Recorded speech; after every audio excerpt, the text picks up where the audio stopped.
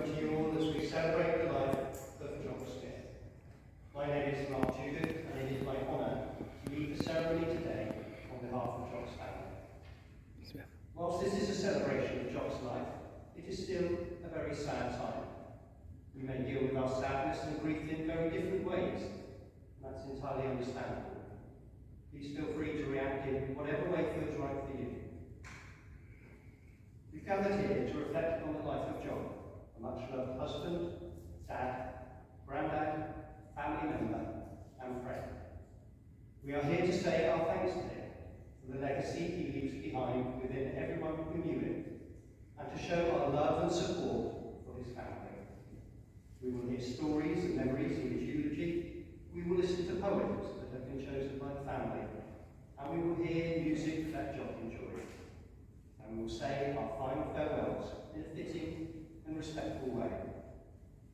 We will continue now with a hymn that has been chosen by Andrew, Lord of all holiness.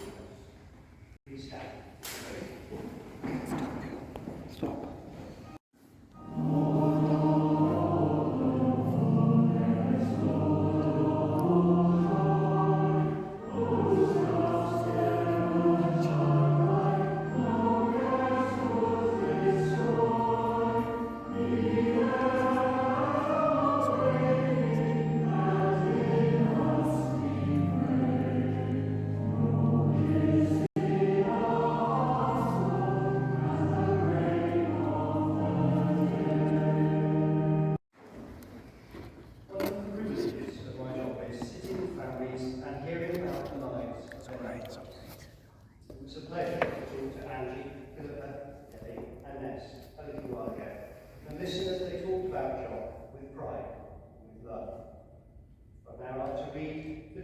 Jock's life incorporates many of those stories they shared with him.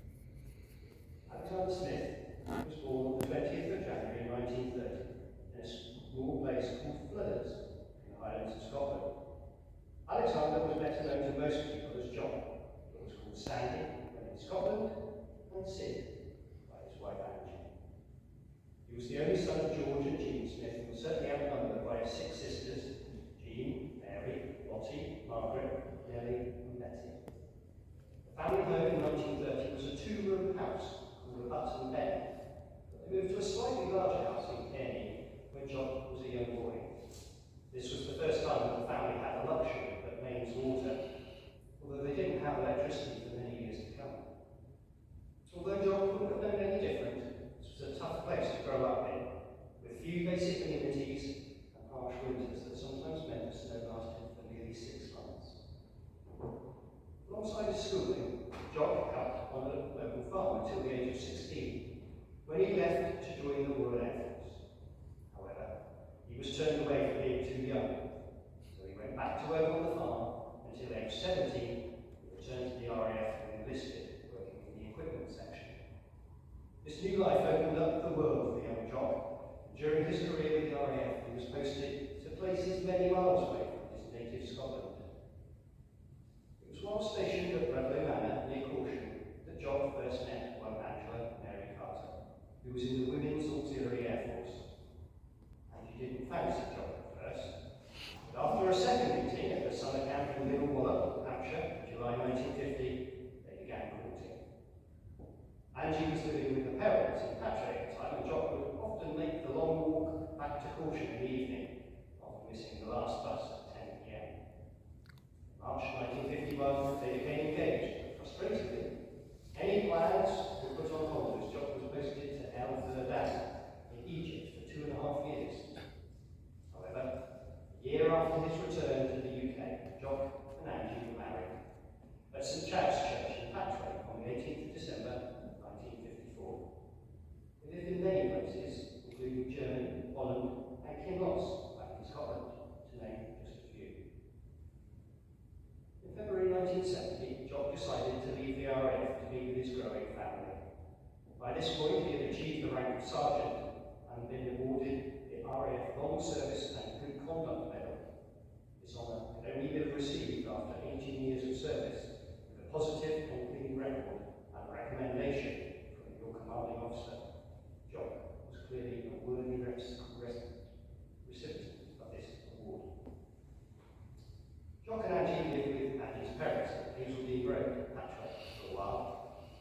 Jock started working at the British Aircraft Corporation in Filton as a clerk, before moving to their home in Coniston Road. They were fortunate to have lovely neighbours, Mr. and Mrs. Graham and their family. And the two households became good friends, sharing many family milestones together over 50 years of being neighbours.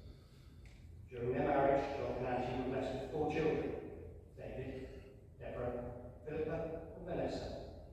Much later on, the family grew further with the arrival of 6 grandchildren: Sarah, Claire, Catherine, Natasha, William and Chris.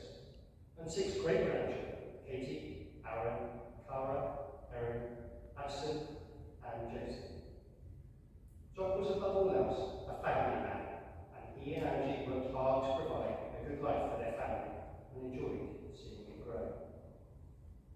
When the girls were young, Jock would take them for walks over the banana bush and down to Cattybrook to spot trains. His time in the RAF and BAC gave Jock a love of aircraft too, and he would take the girls along to Filton Airfield to watch the planes come in. He was there at Filton to see the last flights of the Vulcan and Concorde. Later, he would enjoy walks with his little dog Bella. They made numerous friends on these walks, so many in fact that sometimes they were out for hours because they had so many people to talk to. Retirement from BAC in the 1980s gave Jock more time to focus on his hobbies. He and Angie took great pride in their house, and Jock would often be busy making cupboards and shelves, decorating or tending to the flowers in his garden, especially his favourite pansies. Jock was also very skilled at sewing, probably due to his time in the forces. He tried to teach his children how to sew with varying degrees of success, and was always on hand for any repairs that were needed. Deb, Philippa and Ness recall when Jock would sweep the chimney, and the excitement of standing in the garden, being the first to spot the brush moving at the top. However, on one occasion when the brush didn't appear, Jock wrapped an old jacket around it to help power through the blockage. This didn't exactly go to plan, and Jock's old jacket is still somewhere like that chimney. Jock and Angie often used to take a bus into Bristol for a spot of shopping or to see a show at the Hippodrome. Angie fondly remembers the time they went to see Ramsey Nesbitt. They turned up very smartly dressed, Angie in a skirt, pretty blouse, and Jock in a suit and tie, only to be surrounded by string nests and headbands. Jock would also enjoy the regular holidays he and Angie took with David and daughter-in-law Sue over many years. And when their children were younger, he would relish taking them up to Scotland on the train to see the Scottish side of his family, where he grew up. Angie, Debbie, Philippa and Ness remember Jock as a very calm and patient husband and dad. One who would talk an issue through or take the time to patiently teach you different things. This love and care of his family continued as he became a grandfather and great-grandfather.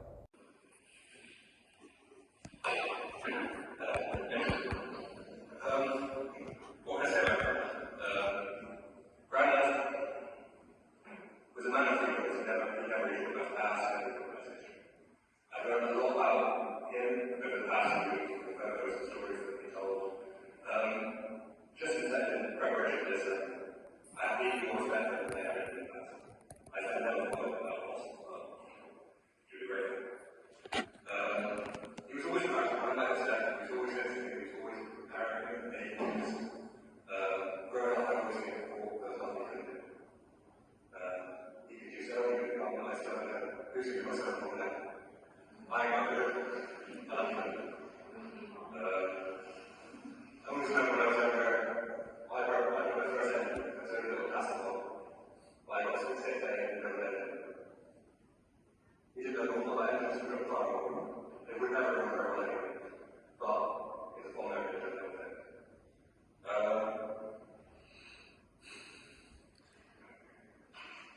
I think the main thing I want to say is that you're not everyone.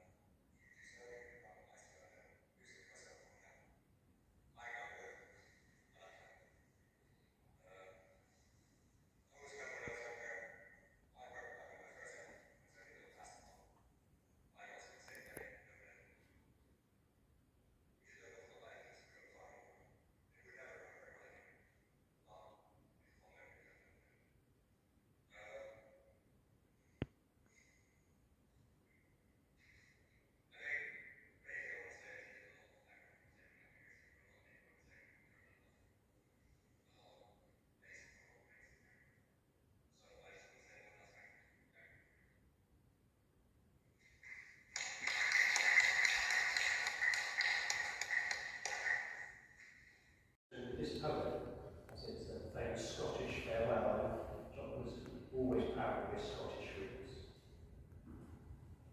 Oh, all the time that ere I spent it in good company, and any harm that ere I found, I trust it was to none but me. May those I've loved through all the years have memories now they'll e'er recall. So fill to me the parting glass. Good night, and joy be with you all. Oh, all the comrades that ere I had are sorry for my going away, and all the loved ones that ere I had would wish me one more day to stay.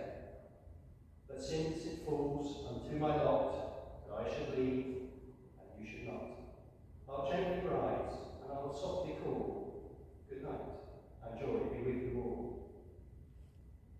Of all good times that e'er we shared, I leave to you fond memory, and for all the friendship that e'er we had, I ask you to remember me. And when you sit and stories tell, I'll be with you and help recall. So fill to me the parting glass. God bless, and joy be with you all. Please stand. We would like to join us now as we say the Lord's Prayer.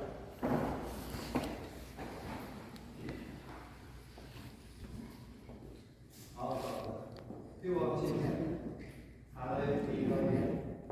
Thy kingdom come, thy will be done, on earth as it is in heaven.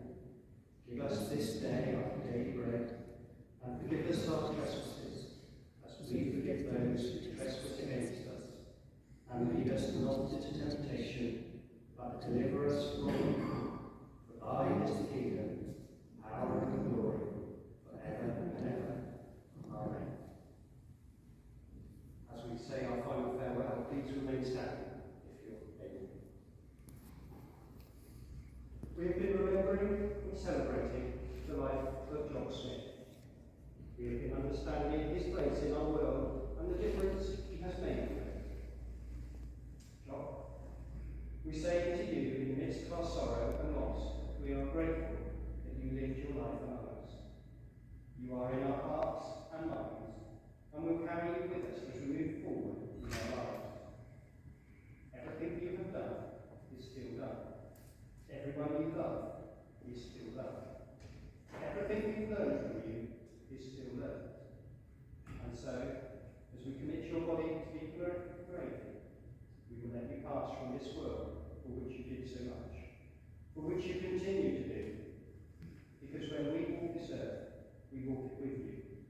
You leave us with the strength and pride to do what is good and right, and will never evil guide us, just as you did when you were at our side.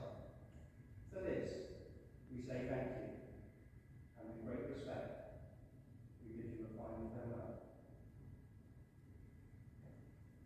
Thank you. Please be seated.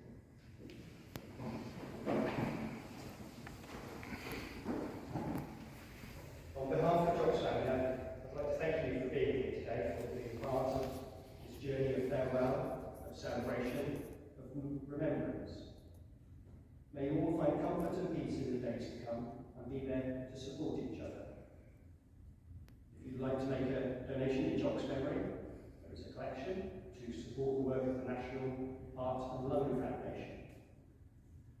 Angie and the family would like to invite everyone here to the hospitality suite next door, where there will be refreshments and time to share more memories and stories of Jock. As we leave, we will hear the Barrow Rocks Hailing, played by the Royal Scots Dragoon Guards. Jock loved listening to the pipes and drums marching bands, and this was a favourite of his.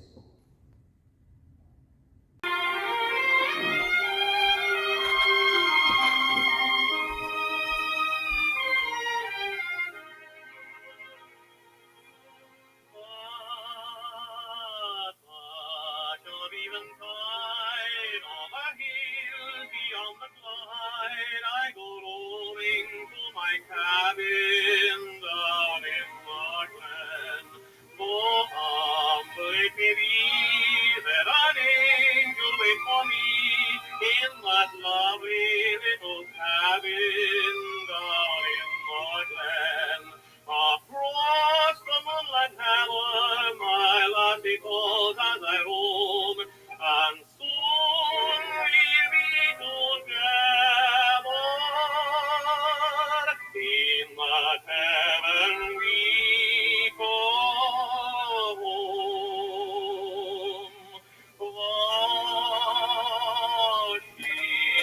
varmt och bor, and their feet what full and gold.